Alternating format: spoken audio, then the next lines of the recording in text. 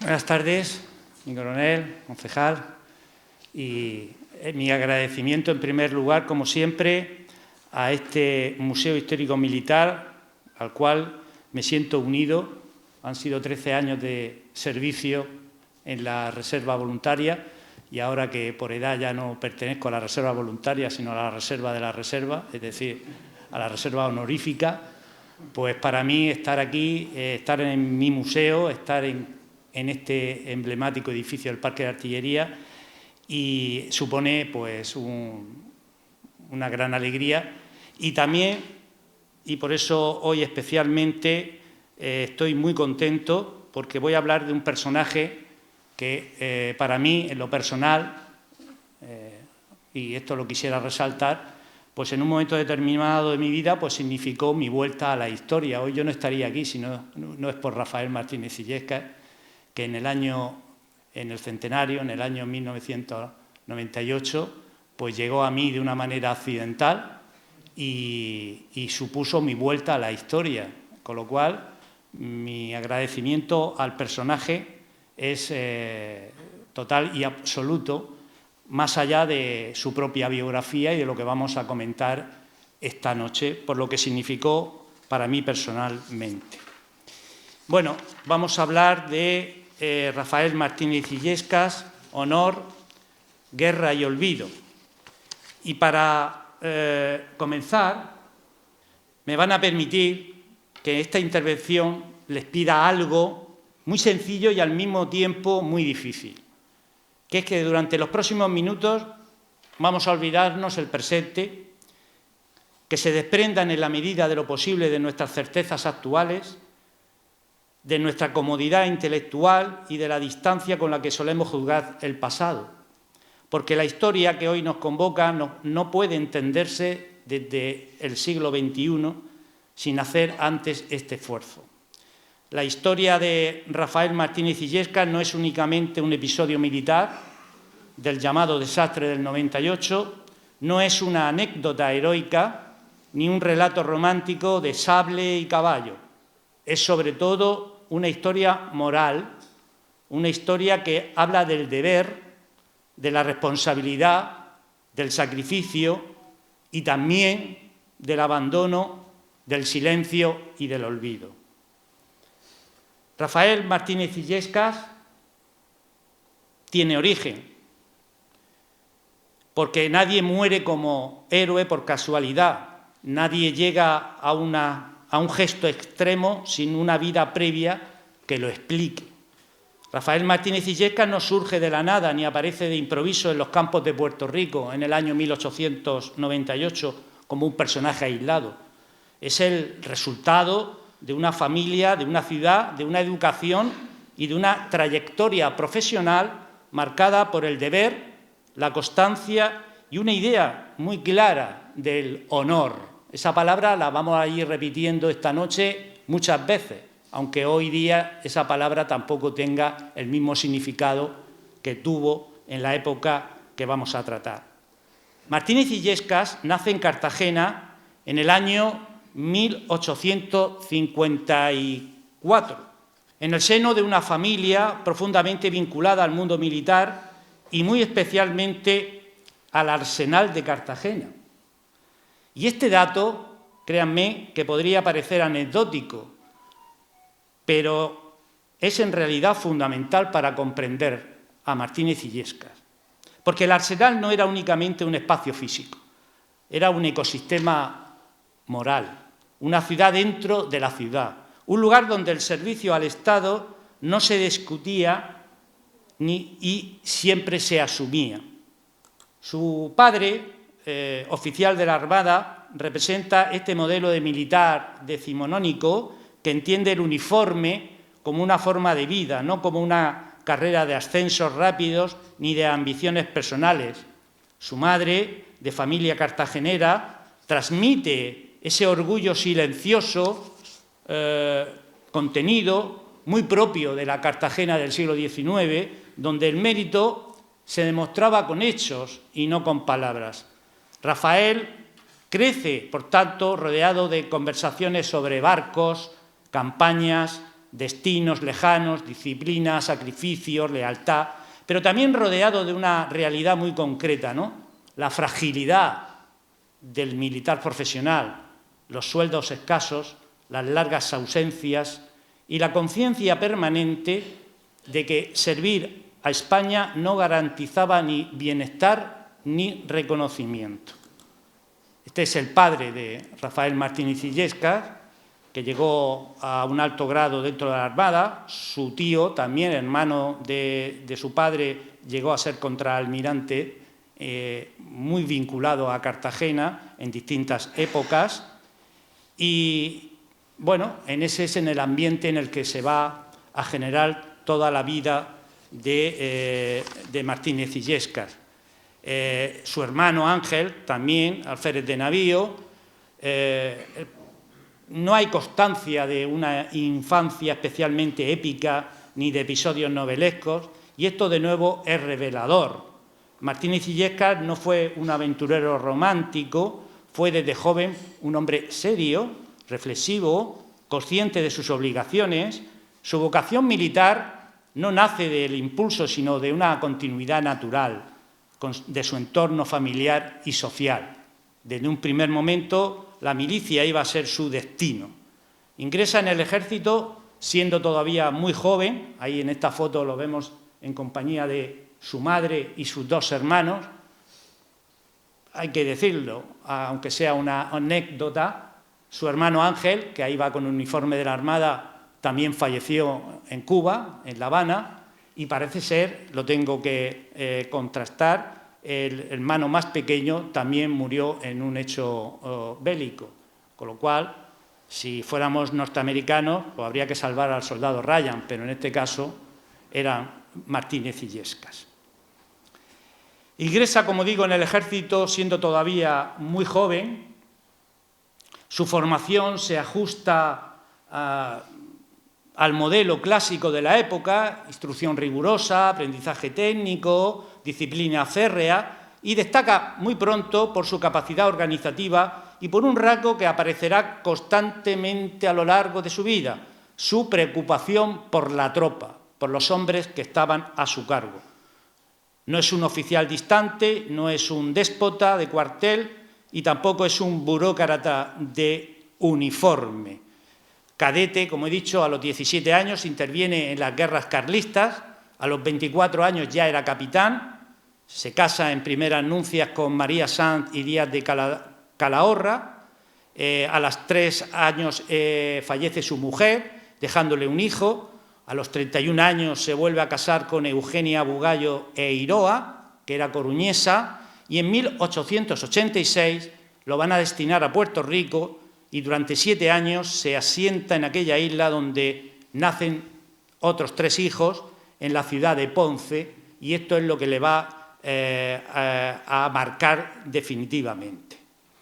Quienes sirvieron bajo su mando coinciden en describirlo como exigente, pero justo, severo en la disciplina, pero muy cercano en el trato. Esta combinación tan difícil de mantener será clave para entender por qué sus soldados le seguirán siempre hasta el final. Como digo, su primera experiencia es la Tercera Guerra Carlista, un conflicto cruel, irregular, lleno de emboscadas, marchas agotadoras, enfrentamientos cuerpo a cuerpo, y allí aprende, por lo que no se enseñan en los manuales, aprende el miedo, la improvisación, la importancia del terreno y, sobre todo, el valor que tiene la vida del soldado raso. No va a buscar nunca un lucimiento personal, cumple, sobrevive y aprende. Los ascensos llegan, pero lentamente. No pertenece a ese círculo de influencia política ni a la camarilla de despacho.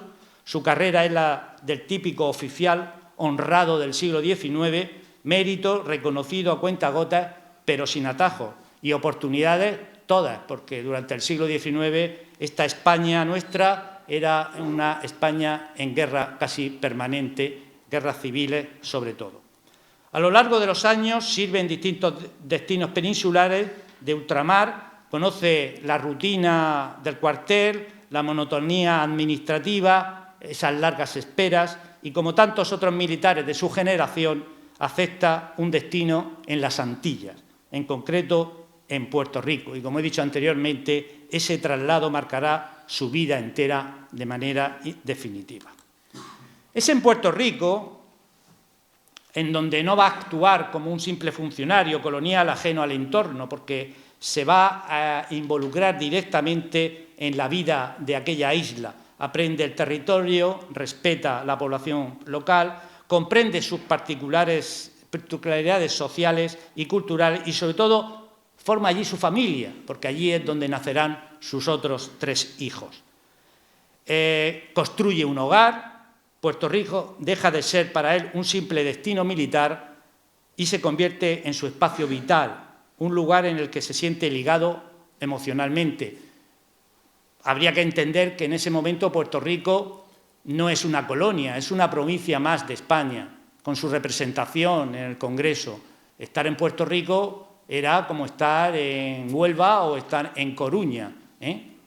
Este dato es crucial y conviene subrayarlo con claridad. Cuando estalla la guerra del 98, Martínez Illescas no es un oficial recién llegado a un conflicto, ni un militar que defienda una plaza abstracta. Está defendiendo un territorio que es español y donde él vive con su esposa y sus hijas. Está defendiendo, en cierto modo, su casa. En el plano profesional, su hoja de servicios en la isla es impecable, ¿no? Ocupa puestos de responsabilidad en guarniciones del sur de Puerto Rico, participa en tareas de control de orden público, instrucción de tropas, vigilancia de caminos, protección de poblaciones. Sus superiores siempre van a confiar en él y no es un teórico de despacho, sino un oficial sobre el terreno. Y aquí aparece otro rasgo que se repetirá hasta el final. Martínez Illescas conoce el territorio, conoce la isla palmo a palmo, conoce sus caminos, conoce los pasos, conoce las colinas, los pueblos, sabe por dónde se puede avanzar y por dónde no. Esta experiencia práctica será determinante durante la campaña del año 98.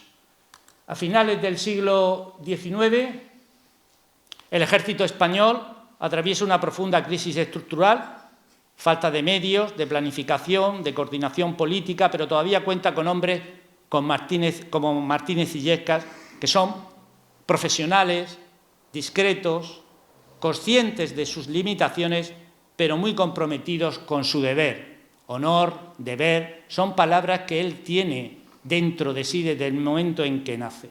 Ahí tienen un mapa de la isla de Puerto Rico, un mapa precisamente de 1898, para que un poco se sitúen.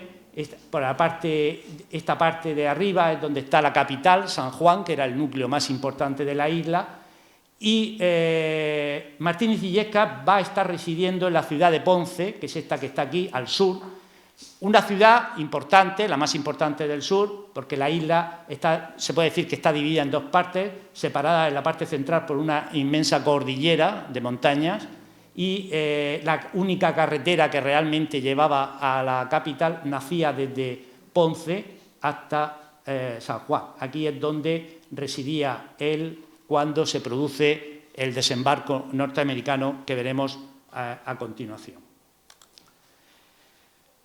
No es un exaltado patriótico, no es un fanático de sacrificio inútil, es un militar que cree en la responsabilidad del mando. Y esta es la idea, la responsabilidad del mando. Esa será la clave de todo lo que vendrá después. Porque cuando llegue el momento decisivo, cuando tenga que elegir entre salvar su vida o salvar la de sus hombres, Martínez Illescas no improvisará, no. Estará actuando conforme a una lógica moral que ha construido durante toda su vida. Por eso estamos hablando de ello. No queremos presentar a un héroe trágico queremos presentar al hombre, al hijo de Cartagena, al oficial honrado, al jefe respetado y al padre de familia. Solo entendiendo esta trayectoria previa podremos comprender la magnitud y la injusticia de lo que ocurrirá después.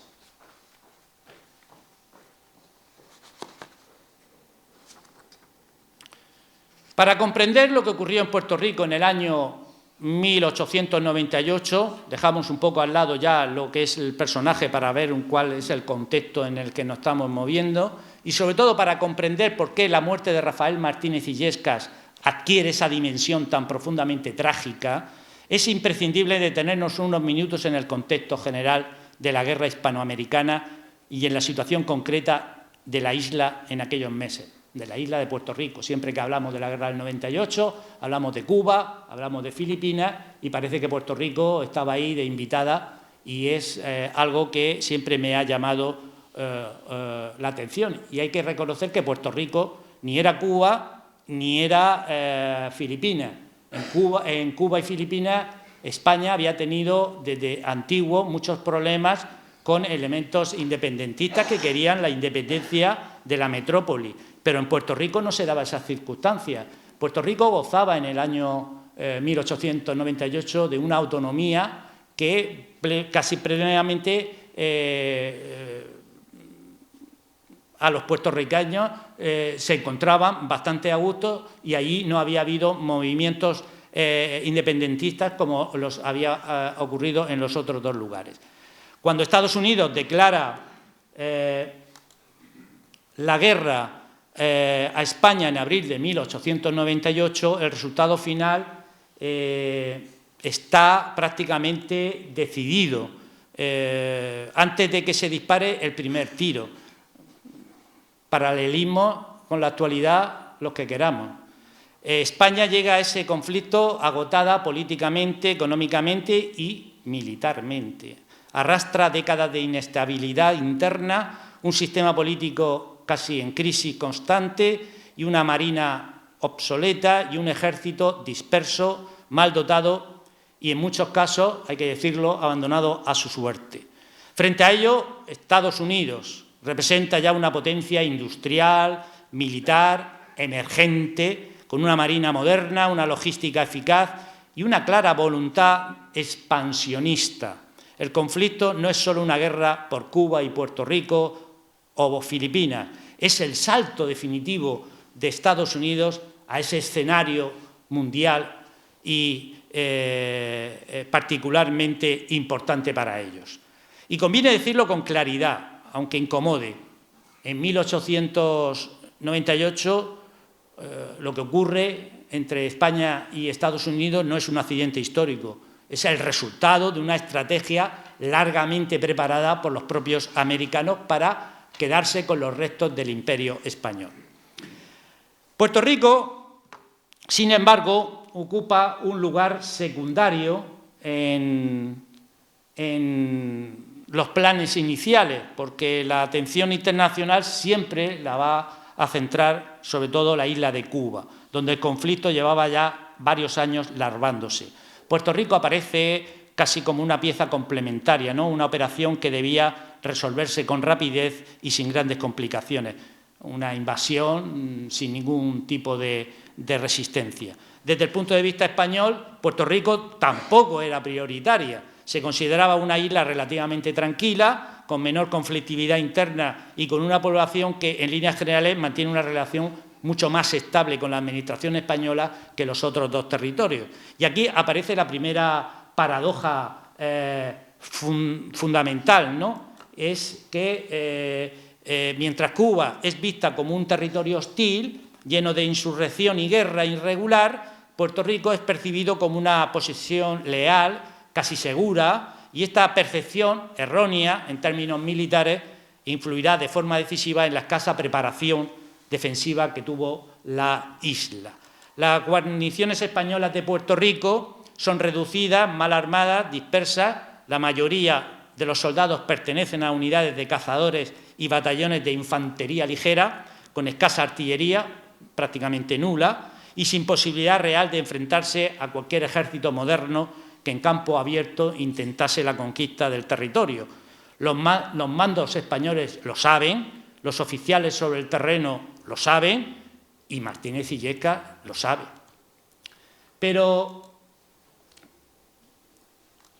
ahí tenemos algunas fotografías de esas guarniciones españolas que se encuentran en Puerto Rico.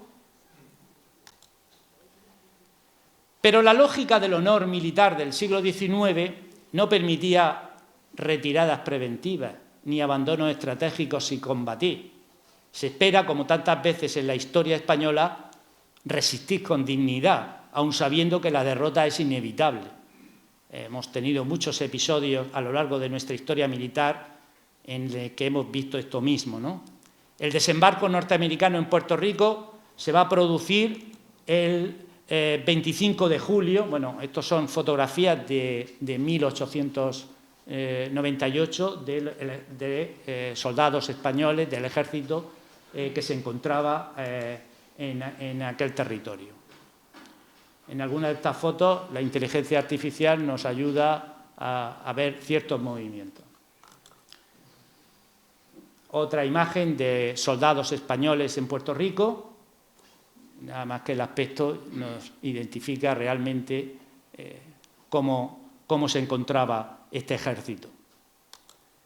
Y frente a ellos, el desembarco norteamericano en Puerto Rico, que se va a producir el 25 de julio de 1898, un desembarco que se produce después del bombardeo en mayo de la capital San Juan, pero bueno, eso era lo que ellos consideraban que era el único punto de posible resistencia en la capital. Se bombardeó la ciudad y ya se pasó directamente a la invasión. Una invasión que se va a hacer por el sur de la isla, es decir, por la zona donde está precisamente Martínez Illescas, en Ponce, en la ciudad donde él vive con su familia. Y esto no es casual que se produjera por el sur, porque se trata encima de la zona menos defendida, ¿no? Alejada de los principales núcleos urbanos, ideal para establecer allí una cabeza de puente sin grandes pérdidas. La resistencia española debería de ser mínima, no por cobardía, sino por pura imposibilidad material, y las órdenes que recibieron siempre fueron confusas, las comunicaciones eran deficientes y las tropas totalmente insuficientes. A partir de ese momento, el avance norteamericano se produce de forma rápida y metódica, siguiendo los ejes de comunicación hacia el interior de la isla. El objetivo no es solo ocupar el territorio, ¿no? Es demostrar esa superioridad, avanzar sin pausa, quebrar cualquier intento de resistencia organizada, aunque ellos pensaban que no iba a haber ninguna. Ahí en este plano de la isla se ve perfectamente el avance norteamericano por el sur, intentando ya localizar la parte norte en donde se encontraba San Juan.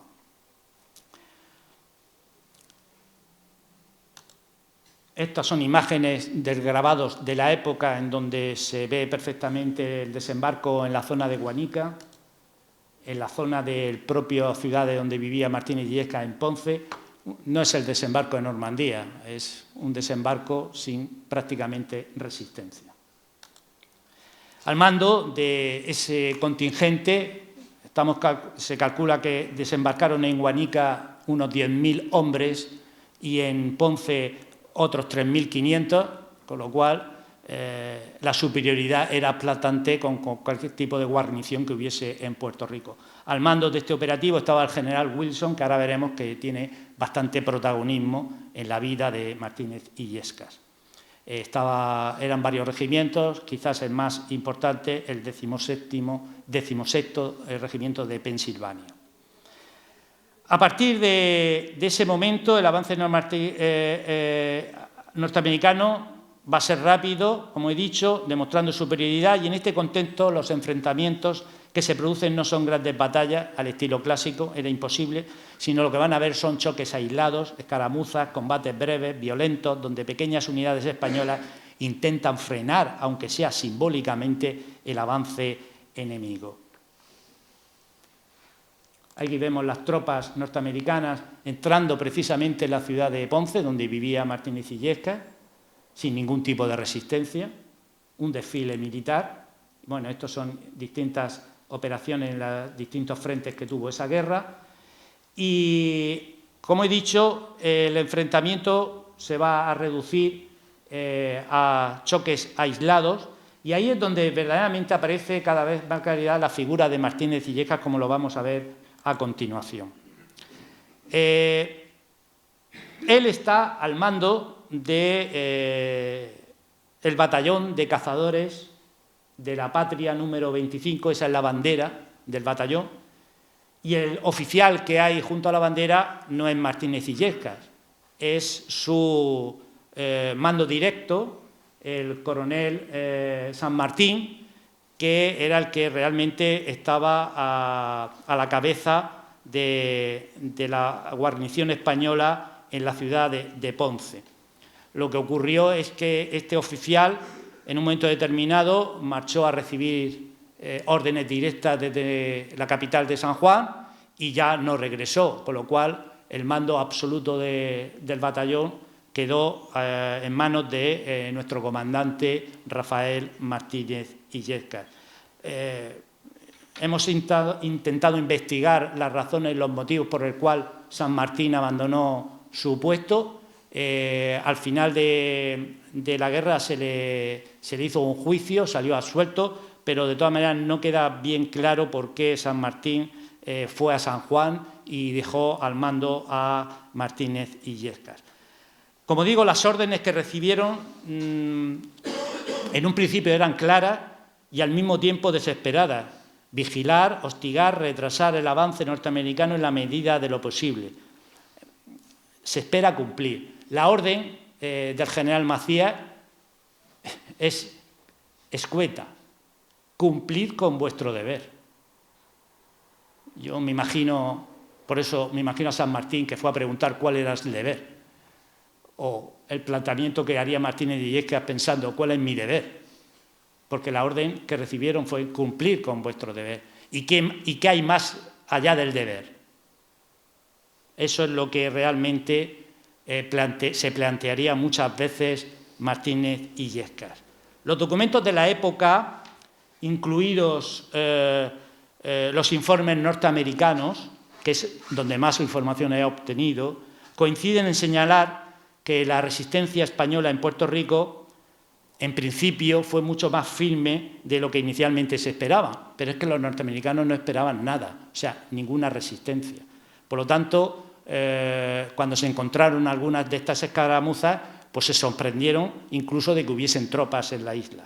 Y esto no se debe a una estrategia superior, sino al comportamiento, esta resistencia, quiero decir, al comportamiento de oficiales concretos como el de Martínez Illescas, que se negaron a limitarse a una retirada pasiva. Ahí entraría lo de cumplir con vuestro deber. Cumplir mi deber es retrasar el avance norteamericano, interponerme, rendirme, dejar, por así decirlo, el honor del ejército español por los suelos sin haber ni siquiera entorpecido ese avance.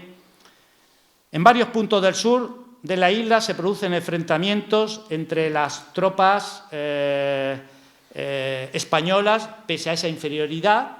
Muestran una determinación que sorprende en principio al enemigo. No es una guerra de grandes maniobras ni de grandes operaciones, sino de gestos individuales, de pequeñas decisiones tomadas bajo presión y siempre tomadas por el oficial al mando en ese momento. Y en ese contexto el mando norteamericano comienza a percibir que el avance no será totalmente libre, sino que habrá que luchar, porque aparecen los primeros muertos en ambos bandos, aparecen los primeros heridos y, sobre todo, aparece una sensación, que es la que yo quiero también transmitir esta noche aquí, de respeto por el adversario, por parte fundamentalmente de ese ejército que invadía la isla de Puerto Rico, ¿no? Ese detalle será fundamental para entender lo que va a ocurrir después en Coamo, que es hacia donde vamos. Respeto al adversario. Ahí vemos ya algunas, todas estas imágenes que les voy a mostrar son reales de este operativo, ¿no? De Puerto Rico. Siempre imágenes más del lado norteamericano, que seguramente llevaban sus propios fotógrafos y van informando de ese avance, ¿no? Ahí vemos a esos soldados norteamericanos y estos oficiales que entraron directamente en la ciudad de Ponce sin ningún tipo de dificultad.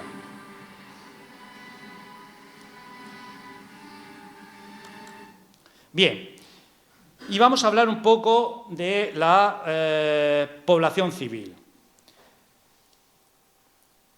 Este detalle es fundamental para entender lo que ocurrirá después, porque Puerto Rico, además, vive la guerra de una manera ambigua, ¿no? Hemos dicho anteriormente que no había movimiento de insurrectos, no había como pasó en Cuba en la Guerra de los 10 años, no había habido un malestar generalizado por la presencia española, y parte de la población no ve a los estadounidenses como posibles libertadores, porque ellos se consideraban una provincia española y no una colonia.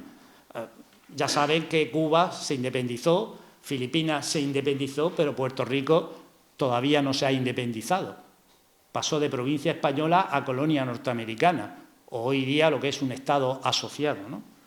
Otra parte especialmente importante son las zonas rurales, en donde el conflicto y la desconfianza de la población local es todavía mucho más acentuada hacia un rechazo norteamericano y consideran incluso al ejército español como sus propios defensores. Martínez Illescas conoce el terreno. Esta es otra imagen de esas localidades por las donde va avanzando el ejército norteamericano, y a medida que se produce ese avance, la situación para las fuerzas españolas cada vez es más crítica, ¿no? El cerco se va estrechando, las opciones se reducen, las noticias que llegan del exterior ya son conocidas en la isla, ya se ha producido la derrota naval en Cuba y ya no hay mayor duda, ¿no? La guerra está perdida, pero en Puerto Rico todavía no está terminada, ¿no? Y es precisamente en ese tramo final, cuando todo parece decidido, cuando se producen los episodios más dramáticos, más humanos y más reveladores del conflicto. Episodios que no cambian el curso de la guerra, pero que definen la dignidad de cómo se puede también afrontar una derrota, ¿no? Uno de esos episodios se va a ser el combate de Coamo, llamado combate de Coamo. Ahí en este plano de Puerto Rico podemos ver el municipio, estos son los municipios que hay en Puerto Rico. Esto es Ponce, donde vivía Martínez Illescas con su familia. Aquí es donde desembarcan los norteamericanos, en Mayagüez y sobre todo en Guanica, en el sur, y van hacia la carretera que hay en Ponce que dirige directamente a San Juan, ¿no? Y entre Ponce y San Juan y el sitio donde desembarcaron los norteamericanos tenemos el municipio de Coamo, ¿no? Que es el esencial. Cuando a Martínez Illescas le llega la orden cumplir con vuestro deber, y vuestro deber él interpreta que es retrasar lo máximo el avance norteamericano, sabe perfectamente que es en Coamo donde puede detener ese avance, porque era el único camino directo que llevaba a San Juan, porque todo lo demás era una inmensa cordillera, ¿no? Él sale de Ponce antes que lleguen los norteamericanos y se va a situar en el municipio de Coamo para establecer allí una defensa en lo posible y retrasar el avance norteamericano.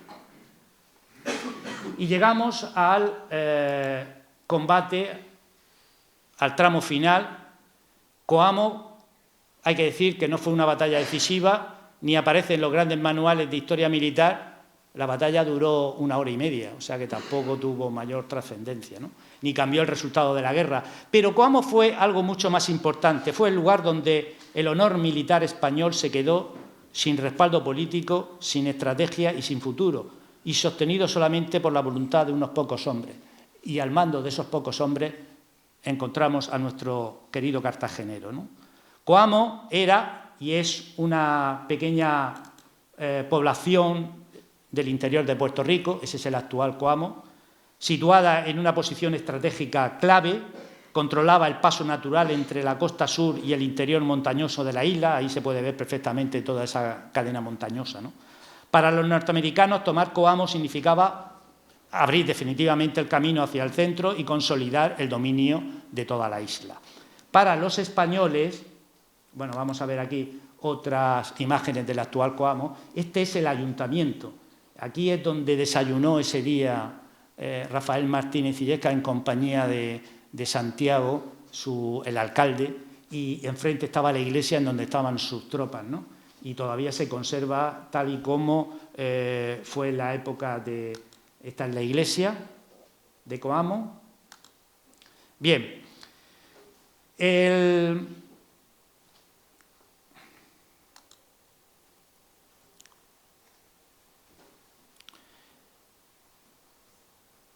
Para los españoles, como digo, defender Coamo era, en términos estrictamente militares, una misión imposible. No había artillería suficiente, suficiente es que no había artillería. No había refuerzos disponibles y no había posibilidad real de sostener una posición prolongada frente a un enemigo muy superior en número y medio. El contingente español estaba formado por fuerzas reducidas, apenas unos centenares de hombres. En concreto, Martínez Illescas mandaba un contingente de 258 hombres y 40 caballos, algunos guardias civiles y poco más. Ese era el batallón que él mandaba. Y con esas órdenes tan ambiguas de cumplir con vuestro deber y con el vacío de mando al su oficial superior haberse ido a San Juan, el único que podía decidir, el oficial que decide es el oficial al mando, en este caso el comandante Martínez Illescas. Y este comandante va a optar por una solución intermedia, profundamente coherente con su carácter. Él sabía que atrincherarse era inútil, someter a la población a una guerra de casa por casa era inviable y además él no quería que la población bajo ningún concepto sufriera ningún tipo de ataque, pero tampoco podía huir. Él entendía que cumplir con su deber también le exigía el no huir. Decide presentar combate, ganar tiempo, mostrar que el avance norteamericano no podía ser solamente un paseo, intentar frenar a esos casi 15.000 hombres que venían desde el sur, solamente con 300 hombres a su cargo. Estas son sus tropas aquella mañana del 9 de agosto de 1898. A las 6:15 de la mañana estaba desayunando con el alcalde en ese ayuntamiento y aquí, después de una misa, se van a dirigir a las afueras del pueblo de Coamo para establecer una línea defensiva en unas trincheras e intentar frenar el avance por la única carretera que podía avanzar el ejército norteamericano.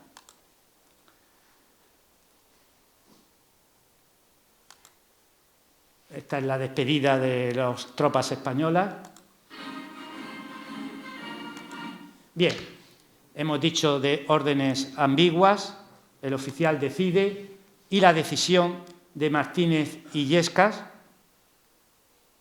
de presentar combate, ganar tiempo y mostrar que el avance norteamericano no será gratuito. Y se inicia el combate. Los norteamericanos avanzan hacia Coamo con unidades bien organizadas, apoyadas por exploradores, con información precisa del terreno. Ellos conocían perfectamente todos los movimientos de Martínez Illescas. Esperan una resistencia simbólica, quizás algunos disparos aislados, pero una retirada rápida por parte de los españoles, y lo que no esperan es ningún tipo de combate y mucho menos lo que iba a ocurrir. Estas son las posiciones norteamericanas, pero ahí es cuando el combate se inicia, porque las mismas salidas del pueblo encuentran resistencia y los soldados norteamericanos tienen que empezar a combatir con fuerzas españolas que les están hostigando.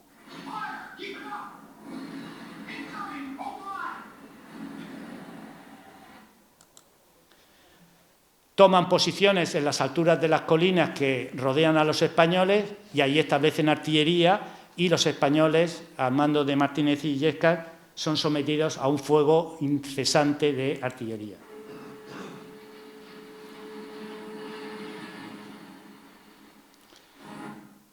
Como digo, el combate se inicia en las afueras de la población en un terreno irregular con vegetación, desnivel, que favorece inicialmente a los defensores. Las tropas españolas abren fuego, bien dirigidas con disciplina, y durante los primeros momentos el avance norteamericano se detiene. Este es el detalle importante. Por primera vez en Puerto Rico el enemigo se frena. Los informes norteamericanos posteriores, y esto es fundamental, reconocen que la resistencia española en Coamo fue más dura de lo prevista y que estuvo particularmente bien dirigida. No hablan en ningún momento de retirada, ni de desorganización, ni de pánico. Hablan de determinación. Eso lo dicen los propios norteamericanos, ¿no? Martínez Illescas se mueve entre sus hombres dando órdenes, anima, corrija posiciones, no está en la retaguardia, está en la primera línea, expuesto. Su figura, su uniforme, su voz firme se convierte en el punto de referencia de toda su tropa.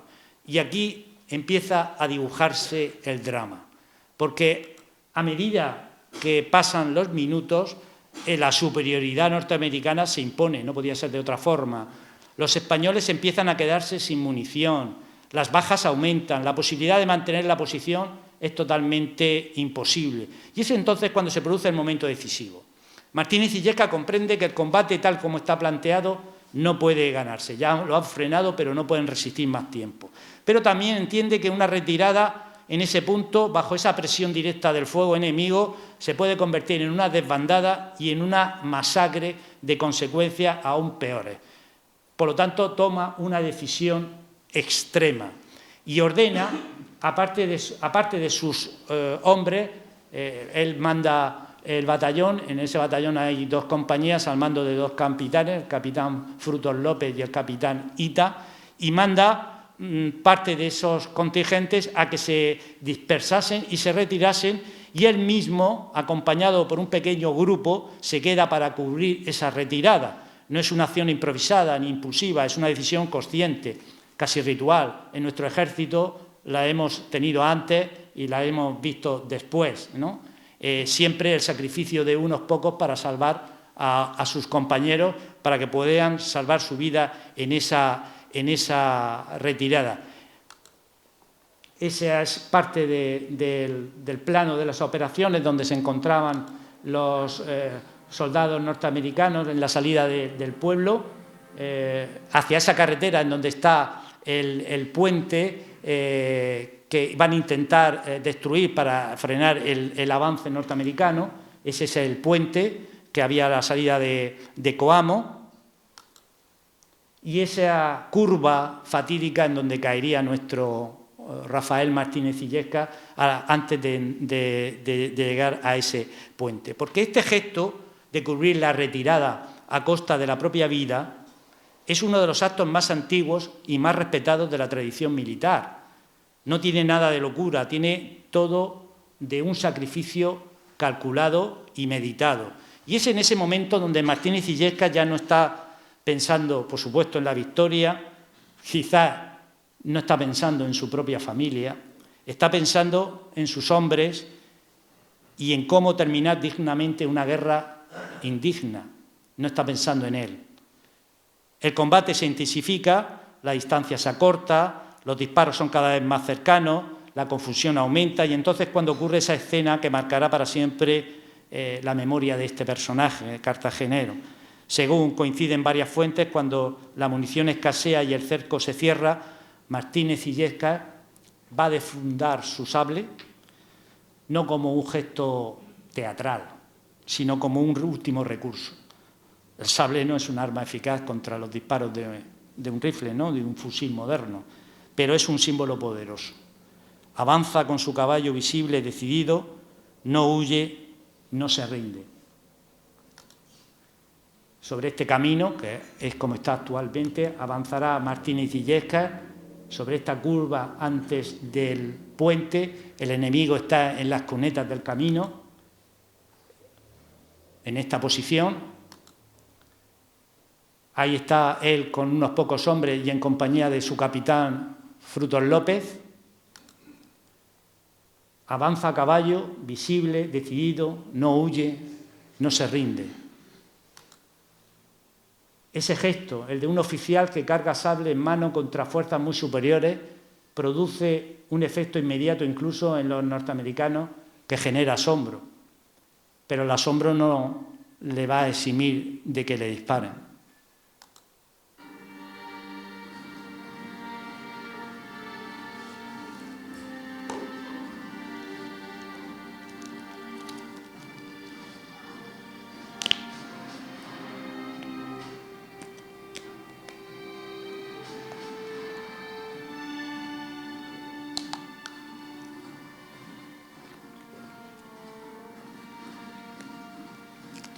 hemos querido simbolizar en esa marcada línea roja de su propia sangre, pues esa decisión final de salvar el honor de la patria por encima de su propia vida.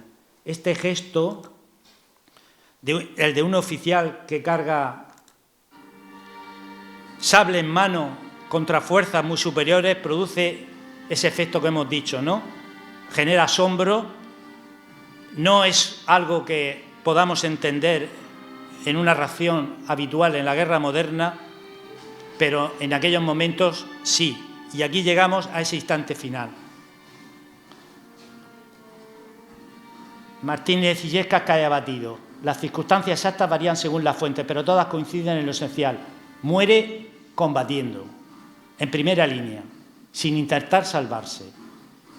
No muere por error, no muere por accidente, muere porque decide quedarse. El combate de Coamo termina poco después. Las fuerzas españolas se retiran definitivamente. Puerto Rico queda en la práctica en manos norteamericanas.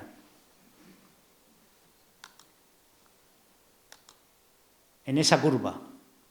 Hay que decir que su subalterno, el capitán Frutos López, cuando él cae en esta cuneta, él, que está en la contraria, intenta rescatar el cadáver de su jefe y es también abatido por los norteamericanos, o sea que también moriría en el combate de Coamo. Aquí en el número 1 es donde muere Martínez Illescas y el capitán muere en el número 2. Y toda esta escena está siendo vista por el propio general Wilson, que es el que tenemos ahí en la otra fotografía, que está viendo perfectamente esta escena. Y hay que decir una anécdota. Este general, cuando toma la ciudad de Coamo, en donde vivía Martínez Illescas con su mujer y sus hijas, estando en la ciudad, se le acercó una niña y le dijo al general que, por favor, le pudiera traer a su padre. Esa hija era de Martínez Illescas y el general Wilson le dijo: no te preocupes, niña, yo intentaré por todos los medios devolverte a tu padre. O sea que el general Wilson ya conocía perfectamente quién era Martínez Illescas, porque conocía a través de Ponce, en donde Martínez Illescas era un personaje muy conocido, tenía muchos amigos y sabía perfectamente quién era. El fin del combate.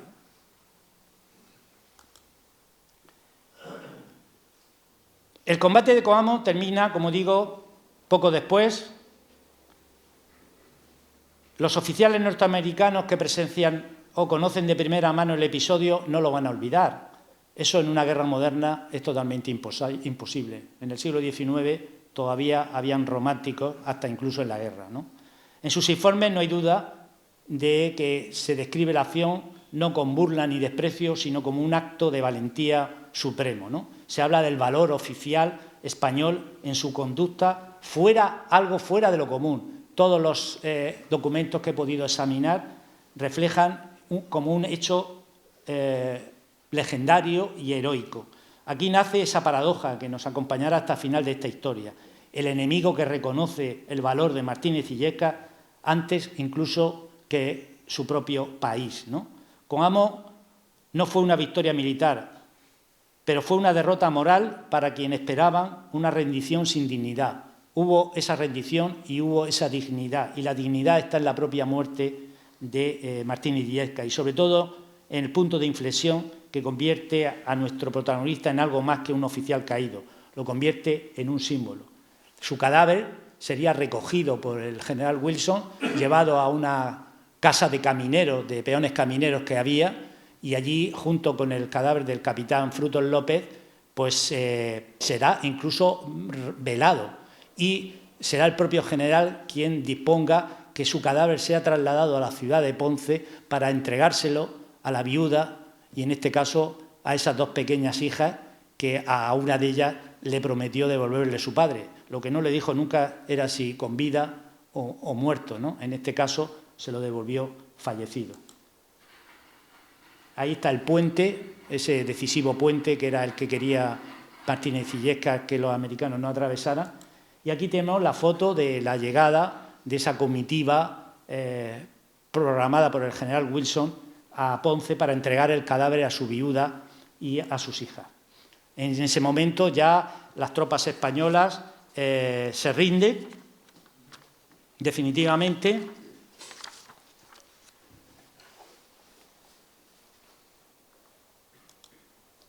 Y bueno, y tras un breve cautiverio, pues muchos de ellos regresarían a la patria, regresarían a España, regresarían abatidos, pero vivos. El que no regresó nunca fue con vida Rafael Martínez Illescas, porque murió combatiendo en primera línea. Ahí vemos más tropas españolas. Una vez que se acaba el combate de Coamo, muerto el comandante Martínez Illescas, ya había dignidad para poder rendirse.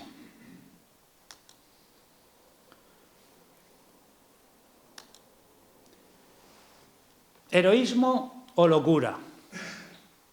Actuó dentro de un código, el Código del Oficial Español en el siglo XIX establecía algo muy claro: la responsabilidad última del combate recaía en el jefe, no en la tropa, no en los suboficiales, en el jefe. Y esa responsabilidad no se extinguía con la derrota. Para ese código rendirse era legítimo siempre que se hubiese hecho todo lo posible antes, más allá del deber. Cumplirá usted con su deber. Y aquí está la clave. Martínez Illescas no se lanza a una carga suicida con sus hombres al inicio del combate, se lanza él solo. No busca una muerte espectacular, resiste lo justo, evalúa la situación, ordena la retirada cuando entiende que continuar supondrá esa masacre final, y solo cuando la retirada está asegurada es cuando decide quedarse. Este acto no es una locura, es una asunción plena de la responsabilidad del mando. En términos estrictos, Martínez Illescas muere para que sus hombres puedan vivir. Y este detalle es esencial porque desmonta de raíz la idea del gesto irracional. El sacrificio no es estéril, tiene un objetivo concreto: evitar la aniquilación de la unidad y permitir una rendición ordenada, no una huida caótica. Y además hay un elemento que rara vez se subraya lo suficiente. Martínez Illescas ordena a sus hombres rendirse cuando él caiga, es decir, asume conscientemente de que su muerte será la señal del final del combate. Esto no es una improvisación, esto es una planificación de él bajo el fuego enemigo. Y en ese momento su figura deja de ser un combatiente más y se convierte en un símbolo consciente. Él mismo se ofrece como último obstáculo, como último acto de resistencia para cerrar ese combate con dignidad. Y los primeros que lo entienden fueron los norteamericanos. Por eso cuando el oficial que manda la fuerza vencedora escribe una carta que no les voy a poner, pero que es totalmente con un sentimiento de admiración, como el enemigo que ha abatido al oficial español le escribe una carta a su propia viuda diciendo que su marido es ejemplo del militar heroico, del militar digno, que puede estar orgulloso. Bueno, eso en una guerra ahora no se podría entender, pero en aquel momento sí. La respuesta no está escrita, sino está en la propia realidad del acto en sí, ¿no? Y surge una pregunta incómoda, ¿no? Y desde luego no es una pregunta inocente, ¿no? De la respuesta que demos depende no solo el juicio sobre su muerte, sino también el juicio sobre una forma de entender el deber, ¿no? El mando y el honor militar que estaba desapareciendo ya en el año 1898. Conviene advertir esta pregunta, no la hicieron sus enemigos, se la hizo y se la sigue haciendo su propio país, ¿no?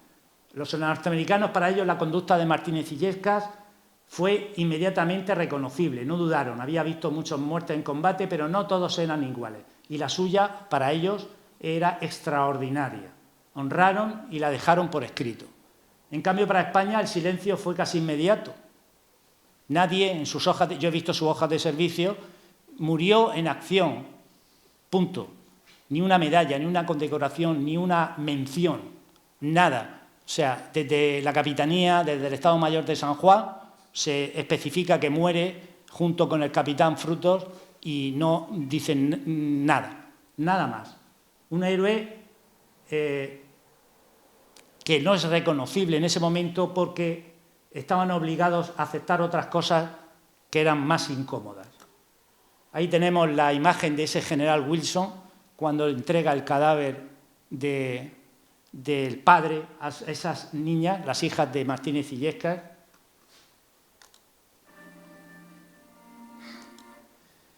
Esa comitiva que se organiza en la ciudad de Ponce, en donde el ejército americano le va a rendir honores de todo tipo. La población, que eran sus vecinos, no era la población, eran sus propios vecinos, los que salen a rendir honores a Martínez Illescas.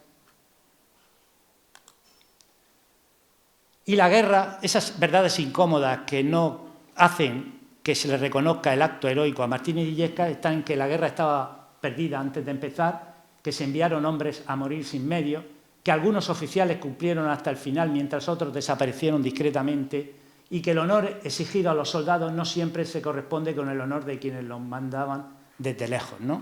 Esas fueron las verdades incómodas que hicieron que Martínez Illescas no tuviera ese reconocimiento que seguramente lo tenía más que merecido. Fue a las 24 horas enterrado en el cementerio municipal de Ponce.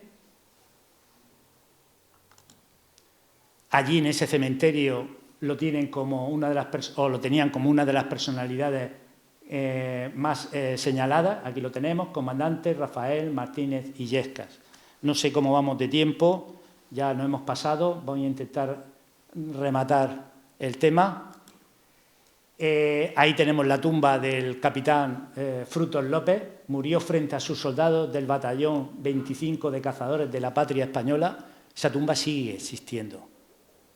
Esa tumba, cada 9 de agosto, tiene flores, incluso hoy día. Junto a esos soldados que murieron en el mismo combate, un sargento músico, 3 cabos y 4 soldados, todos ellos enterrados en ese cementerio y también, por supuesto, Martínez Illescas. Esa es la caseta de camineros en donde los norteamericanos depositaron los cadáveres de los 2 oficiales españoles y en el año 1925 en el camino se erigieron estos monolitos recordando los lugares exactos donde fallecieron estos militares. Y como digo, desde entonces hasta hoy, ese 9 de agosto, en la ciudad de Ponce y en Coamo, se rinde homenaje a estos militares españoles, que para muchos no son españoles, son propios héroes de Puerto Rico. Esta es una imagen antigua, porque ahora les contaré brevemente que Martínez Illescas no está en Puerto Rico, volvió a España, volvió a Cartagena en 1915, pero mientras estuvo allí, su tumba fue siempre sitio para reconocer el acto heroico de este hombre. Y hoy día, como pueden ver, se sigue celebrando el 9 de agosto, depositando por parte de las autoridades civiles de Puerto Rico pues esas flores en recuerdo de estos 2 militares que murieron en este camino. Ahí tenemos los 2 monolitos. Y bueno, y el traslado que se produjo en el año 1915 al cementerio de los Remedios en Cartagena. ¿Y por qué se produce este traslado? Y ya con esto vamos a finalizar. Porque en el año 1905, un editorial del Herald, periódico norteamericano, empezó a contar la acción de Martínez Illescas. O sea, los propios norteamericanos, años más tarde, todavía estaban con cómo había muerto heroicamente este soldado español y eso despertó un poco las conciencias en España y aquí otro periodista, Antonio Cortón, pues en El Ideal creo que fue, o en otro periódico madrileño, escribió otro artículo bajo el título de El héroe olvidado, y esto provocó las conciencias de muchos, porque en ese artículo, no era el que escribió los norteamericanos, en ese artículo se hablaba de algo ¿qué es lo más triste de esta historia? En ese artículo Antonio Cortón hablaba de que la viuda y las hijas de Martínez Illescas vivían en la indigencia. No tenían pensión, no tenían recursos económicos, estaban enfermas. Una tenía una sordera, la viuda estaba francamente mal. Y a raíz de ese artículo, don Benito Pérez Galdós y otros diputados a Cortes españoles iniciaron una acusación pública para recaudar fondos para poder mantener a esas 3 mujeres que no tenían ningunos recursos económicos porque su marido se había inmolado y sacrificado en una acción para salvar el honor de su patria, ¿no? Y bueno, al final se les pudo colocar, a las hijas se les dio un puesto de trabajo en la Telefónica, pero estamos hablando ya de 1910, 1911, y gracias a que la prensa norteamericana y la prensa española pues puso el tema otra vez en candelero. Y a raíz de todo ese movimiento, en Cartagena, también en el año 1915, aparecieron varios artículos en El Porvenir y en El Eco de Cartagena, Antonio Puig Castillo, Francisco Moncada, pues diciendo que lo mejor sería rendir homenaje a este héroe repatriando los restos a su ciudad natal. Se hizo un pleno en el ayuntamiento, se acordó repatriar los restos, poner un retrato en el salón de pleno, nominar una calle, hacer un monumento. Bueno, pues, calle tiene, una perdida calle en el barrio San José Obrero, hay. Del retrato no conocemos nada, del monumento menos.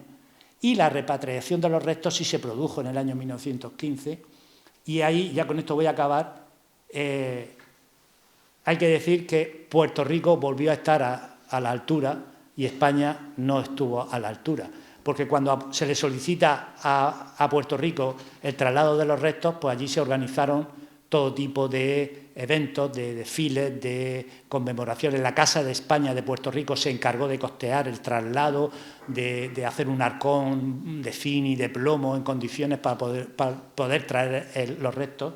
Vamos a ver algunas de estas imágenes. Sus amigos de toda la vida, este señor, Doria Porrata, que era el que había tenido en su casa de Ponce a la mujer y a las hijas, se encargó de hacerlo todo, el jefe de bomberos de Ponce, el alcalde de Coamo, el alcalde de Ponce, se encargaron de que todo fuese con la máxima dignidad posible. Ahí pueden observar el desfile de los restos, aquí están los restos de Martínez Illescas, la banda de bomberos, toda la gente salió a despedir al héroe suyo que se iba a su tierra natal, volvía después de tantos años a donde él nació. Aquí vemos el momento del discurso, la comitiva que acompañó a los restos al puerto para embarcarlos en el vapor Montevideo, que lo trasladaría a Cádiz y de allí luego vendría aquí a Cartagena.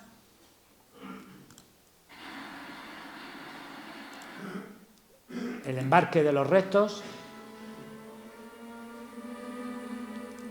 la salida en el vapor Montevideo, el mismo vapor que lo trajo a Puerto Rico en el 98. Y este es el López y López, que lo trajo de Cádiz a Cartagena, en donde se depositaron los restos. Se hizo una capilla ardiente en el Palacio Consistorial y aparte mucha gente de Cartagena fue a ver los restos de Martínez Illescas. Todas estas fotografías que hemos visto es de la parte de Puerto Rico. Yo todavía no he encontrado ninguna fotografía de cuando llegan los restos a Cartagena, y les puedo decir que manejo un gran fondo fotográfico, y al día de hoy o es que no se hicieron o es que están perdidas, pero no hay ni una sola foto del recibimiento de esos restos de Martínez Illescas en 1915 en Cartagena, ¿no? Y quizás, pues ya para terminar, pues quisiera insistir que lo que pasa en Puerto Rico no tiene nada que ver con lo que pasó en Cuba y en Filipinas.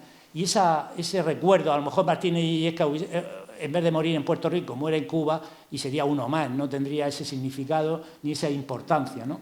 Pero es que en Cuba todavía se refleja esa